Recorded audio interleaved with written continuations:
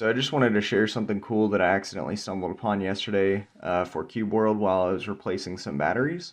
And I'm sure somebody else has found this already, but I didn't find any documentation of it online, so I just wanted to share a video of it. And that is the debug mode for all these cubes.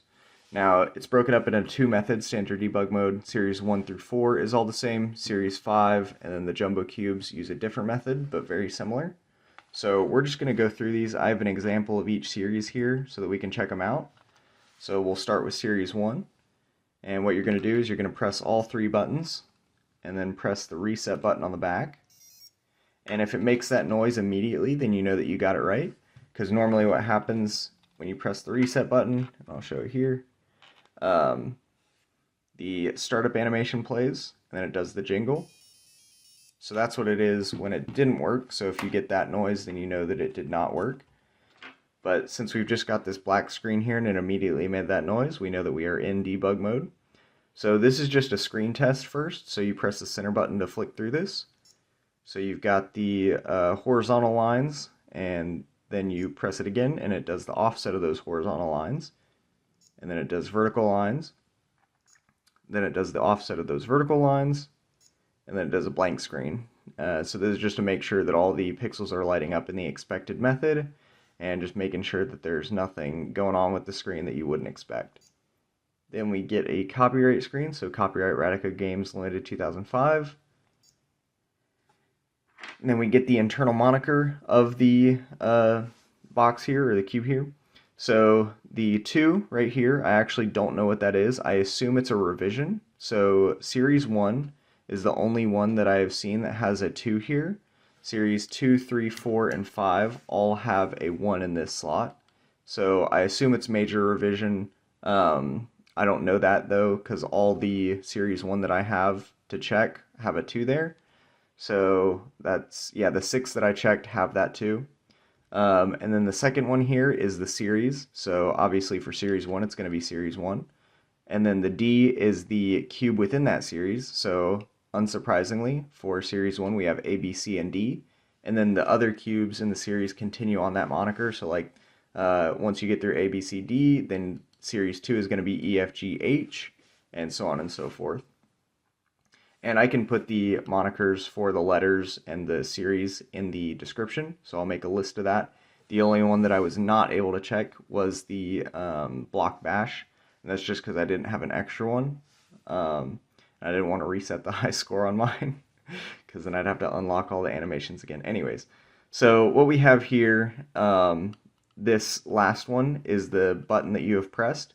And so they're actually numbered backwards. So you've got this is 1, this is 2, this is 3.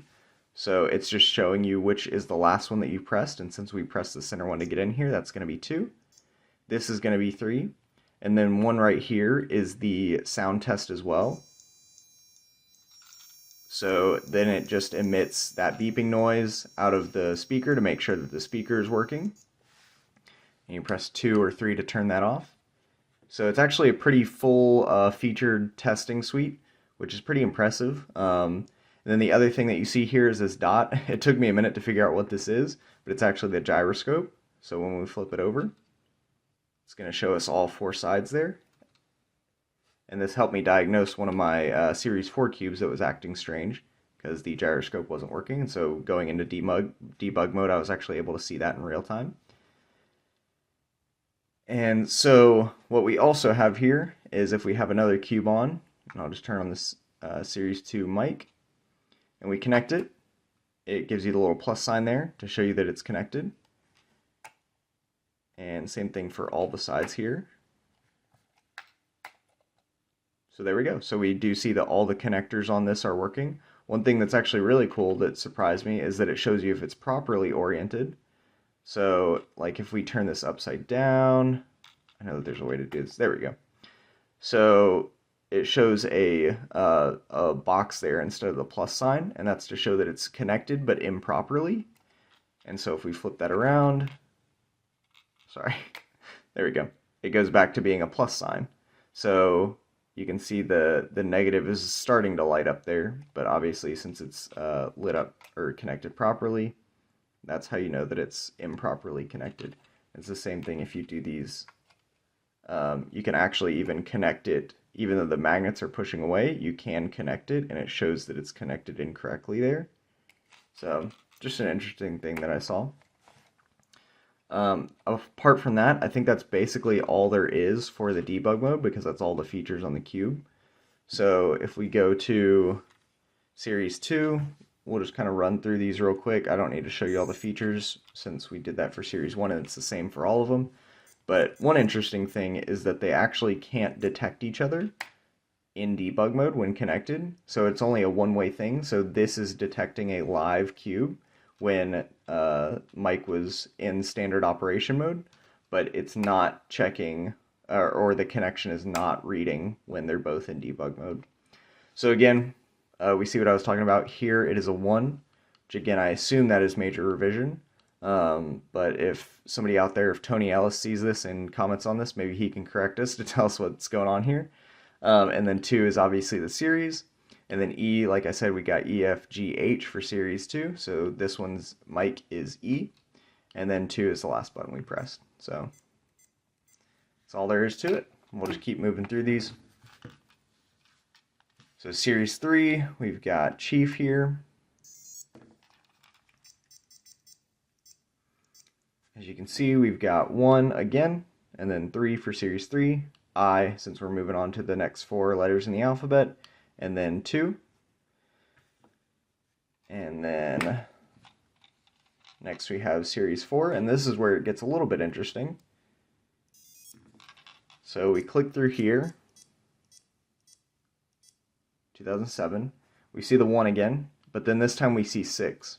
And I don't know what to make of this.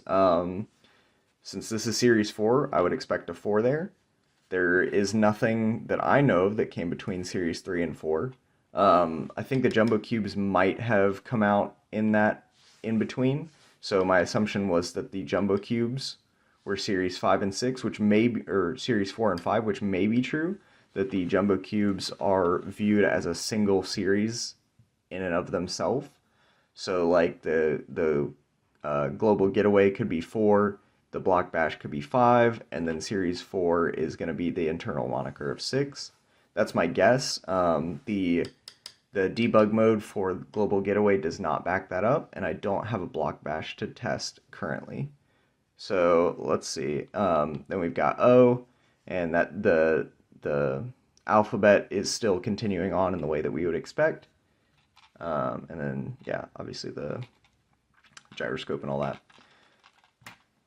So moving to series 5, this is where the debug mode does change a little bit. Instead of holding down all 3, you're just going to hold down button 2 and 3, which are the left and the middle. So it's a little bit different. Then you press the reset, and we're into debug mode. That one took me a second to figure out because it was not booting up when I held all 3 down. But this is copyright 2008. And then here again we see series 7. So series 5 is considered 7. The other interesting thing with the lettering is we are missing 2 letters here. So I'll pull up the list. I don't have it right in front of me, but it was like QR, and then we are missing S and T, and then U and V are the other 2 in the series. So series 5, I don't know where S and T are, or like what those would have represented, since obviously there's no debug mode that I can find or that would be meaningful for the mods themselves, since they don't have a screen. I'm not quite sure what the T and U are, so for series 5 we've got QR and then U and V, so pretty interesting there. But that is that. And then for a jumbo cube, so what we're going to do is we're going to do the same thing as series 5. We'll hold down these 2,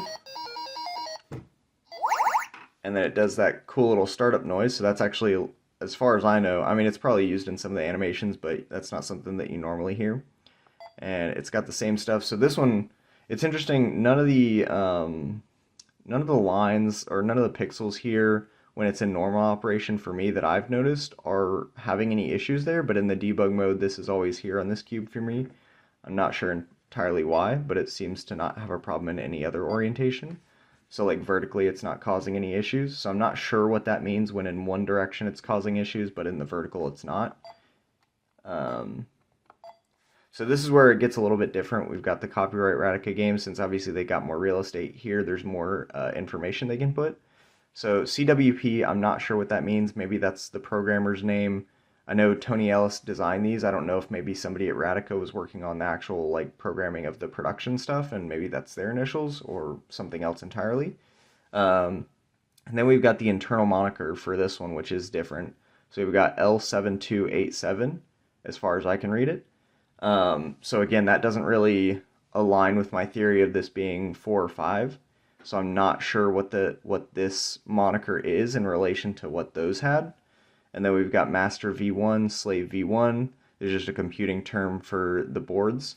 I'm not entirely sure, since I'm not like an electrical engineer or anything like that, what this has to do in relation to the internals on this thing. So again, we see the master and then the slave. I'm not sure if that's like if there's two boards in here or something like that, what that entirely means. I do know that when we connect another cube to it, it doesn't seem to change anything, other than we do obviously get the plus. And since these don't have gyroscopes, there's no indication for that. The jumbo cubes don't. So I'm not entirely sure like if this is like which board or which cube is the master versus the slave, and I'm not entirely sure how that relates to this, but obviously some debugging, for some debugging it was necessary. So again, we've got the 3 buttons here, just shows whichever was the last one you've pressed. And that again has the annoying beeping to show that the sound is working.